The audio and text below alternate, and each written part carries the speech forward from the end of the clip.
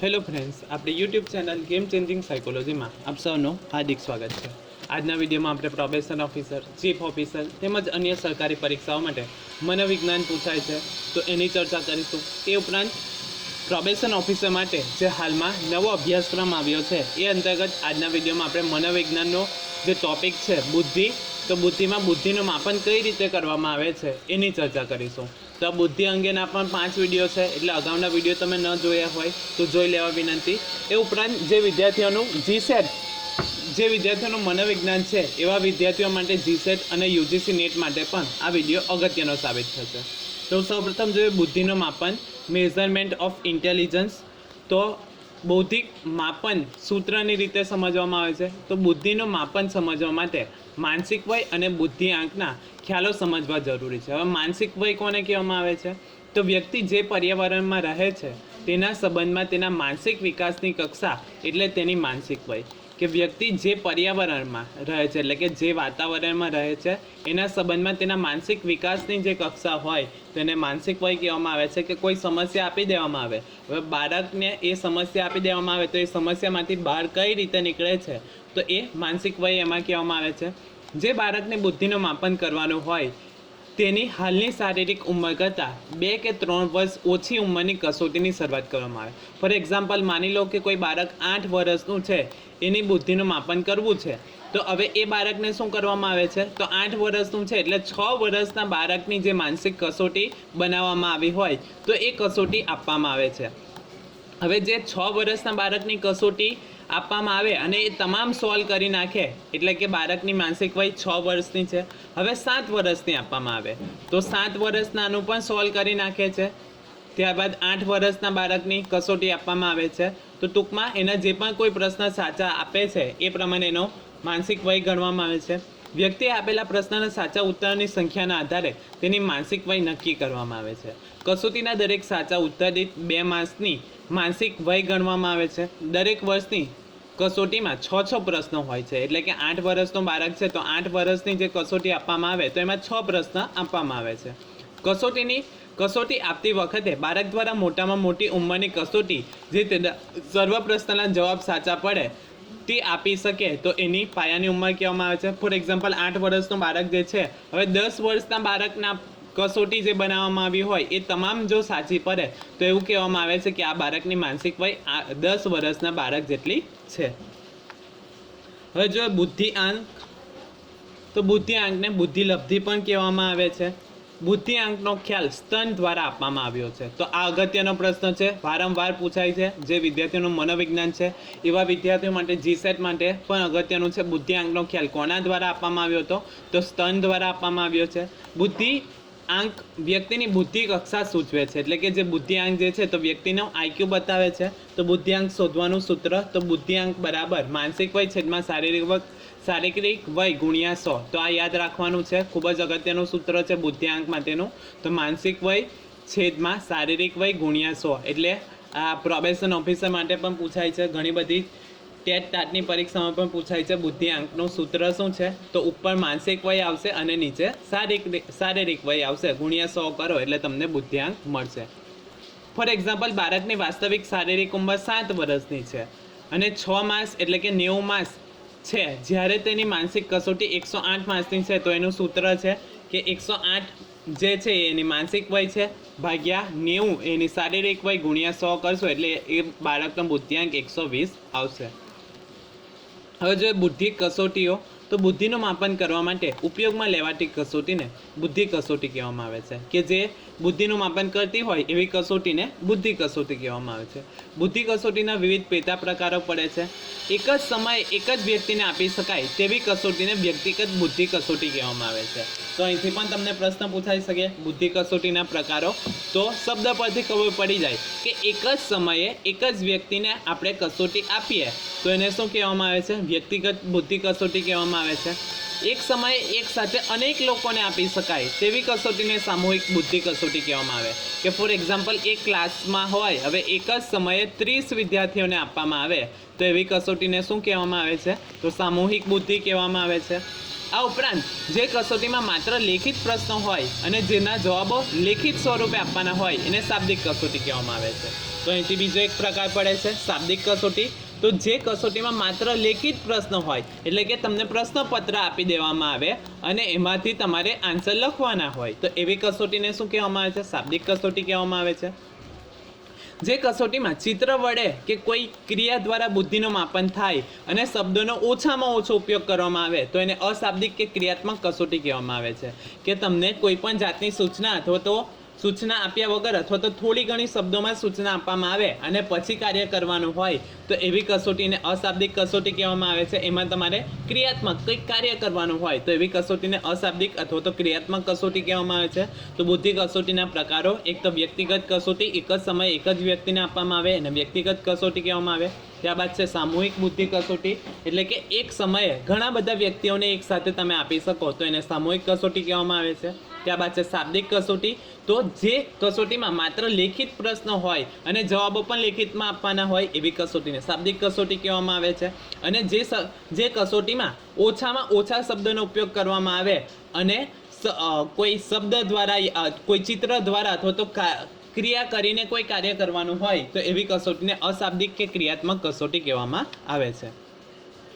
હવે જોઈએ સ્ટેનફર્ડ બિનેની બુદ્ધિ કસોટી. ખૂબ જ અગત્યની કસોટી છે સ્ટેનફર્ડ બિનેની કસોટી. તો સ્ટેનફર્ડ બિને બુદ્ધિ કસોટી મુખ્યત્વે બાળકોની બુદ્ધિનું માપન કરવા માટે વપરાય છે. બિને અને સાયમને પહેલી વ્યક્તિગત બુદ્ધિ કસોટી ફ્રેન્ચ ભાષામાં 1905માં રચી હતી. તો અહીંથી વારંવાર પ્રશ્ન પૂછાય છે સ્ટેનફર્ડ બિનેની બુદ્ધિ કસોટી કઈ સાલમાં રચવામાં આવી હતી? તો 1905માં. કઈ ભાષામાં? તો ફ્રેન્ચ ભાષામાં રચવામાં આવી હતી. અમેરિકાની સ્ટેનફર્ડ યુનિવર્સિટીના પ્રાધ્યાપક LM તર્મને 1916માં બિને સાયમન કસોટીના કેટલાક સુધારા વધારા કરી પદ્ધતિસર પ્રમાણીકરણ કરી અંગ્રેજી ભાષામાં સૌપ્રથમ બુદ્ધિ કસોટી તૈયાર કરી. હવે અહીંથી પ્રશ્ન ટ્વીટ કરીને પણ પૂછી શકાય છે કે ભાઈ, એટલે કે તમને ઉલટ સુલટ કરીને પ્રશ્ન પૂછી શકાય છે કે અમે સૌપ્રથમ અંગ્રેજી ભાષામાં બુદ્ધિ કસોટીનું માપન કોણે કર્યું હતું? તો LM તર્મને દ્વારા 1916માં બિને અને સાયમનની જે કસોટી હતી એને સુધારા વધારા કરીને એમાં અંગ્રેજીમાં રૂપાંતર કરવામાં આવે છે. આ કસોટીને સ્ટેનફર્ડ બિને બુદ્ધિ તુલા નામ આપવામાં આવ્યું. 1916માં 16ની કસોટીનું 1937, 1960, 1973 અને છેલ્લે 1986માં પુનઃ પ્રમાણીકરણ કરી સંસ્કરણ પ્રગટ કર્યું. એટલે કે જે 1916ની કસોટી બની હતી એને 1937, 1960, 1973 અને 1986માં સુધારા વધારા કરવામાં આવે. જેમ કે કોઈ આપણા મોબાઈલમાં કોઈ એપ્લિકેશન હોય તો એને અમુક સમય બાદ અપડેટ આવે છે, તો એ જ રીતે આ કસોટીમાં અમુક સમયના અંતરે એમાં સુધારા વધારા કરવામાં આવે છે. પૂર્વના સંસ્કરણોમાં બુદ્ધિનો એક જ સામાન્ય આંક ગણાતો હતો, જ્યારે 1986ના સંસ્કરણમાં સામાન્ય ઉપરાંત વિશિષ્ટ આંક પણ પ્રાપ્ત થાય છે, જેવા કે શાબ્દિક તર્ક, સંખ્યાત્મક તર્ક, અમૂર્ત દ્રશ્ય તર્ક, અલ્પકાલીન સ્મૃતિ. આ કસોટી 18 વર્ષની વય સુધીની બુદ્ધિનું માપન કરે છે. તો અહીંથી પણ પ્રશ્ન પૂછાઈ શકે છે સ્ટેનફર્ડ બિને કસોટી કેટલા વર્ષના બાળકો સુધીનું માપન કરે છે? તો 18 વર્ષ સુધીના વ્યક્તિઓનું માપન કરે છે. ત્યારબાદ છે વેક્સલરની બુદ્ધિ કસોટી. તો સ્ટેનફર્ડ બિને બુદ્ધિ કસોટી ઉપરાંત વેક્સલરની બુદ્ધિ કસોટીઓ પણ વ્યક્તિગત માપન માટે સૌથી વધુ ઉપયોગમાં લેવાય છે. આ કસોટીઓ બાળકથી માની પુખ્ત વયના લોકોની બુદ્ધિનું માપન માટે ઉપયોગમાં લેવાય છે. જોકે જુદા જુદા વય જૂથો માટે જુદી જુદી કસોટીઓ રચવામાં આવે છે.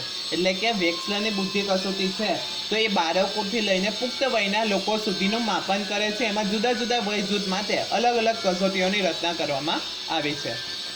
હવે અગત્યનો પોઈન્ટ છે વેક્સલરની પુખ્ત વયની વ્યક્તિઓ માટેની કસોટી WAIS, એટલે કે વેક્સલર એડલ્ટ ઇન્ટેલિજન્સ સ્કેલ.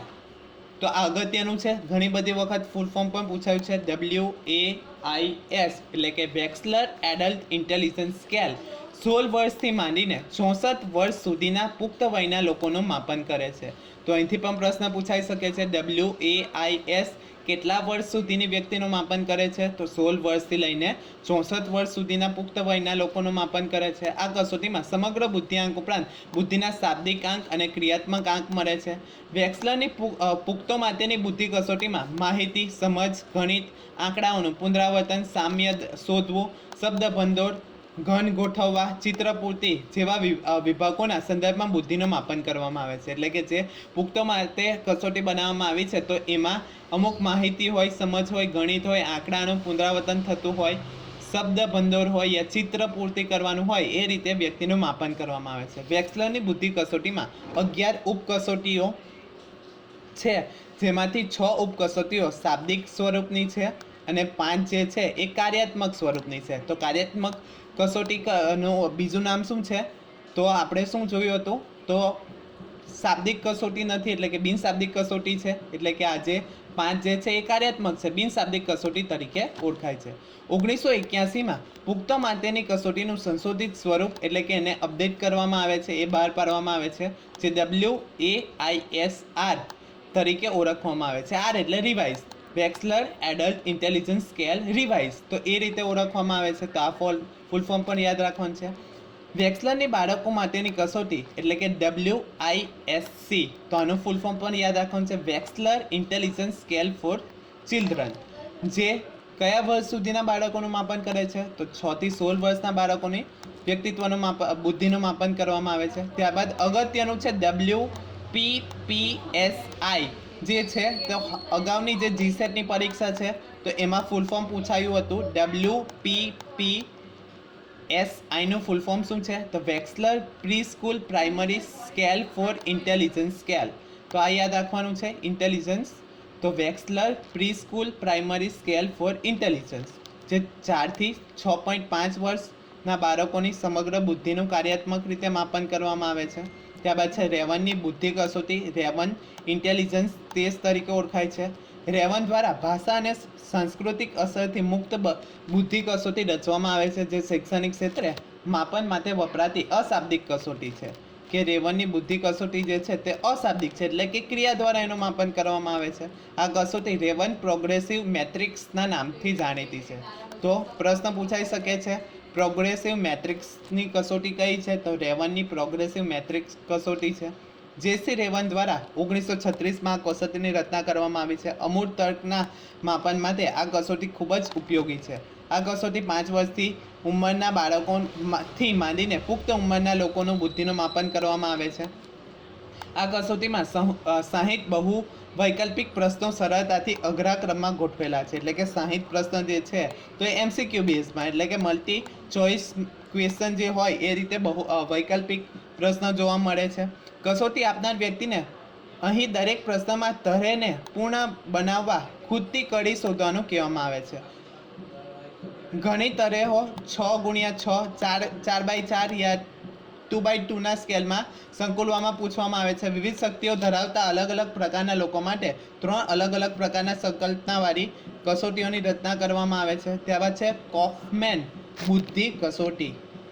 તો અમેરિકાના મનોવિજ્ઞાનના પ્રોફેસર એલન એસ કોફમેન નામના બુદ્ધિમાપન કસોટી માટે વિશ્વ સ્તરે જાણીતું હતું. તેમના દ્વારા તૈયાર કરેલ કોફમેન એસેસમેન્ટ બેટરી ફોર ચિલ્ડ્રન, એટલે કે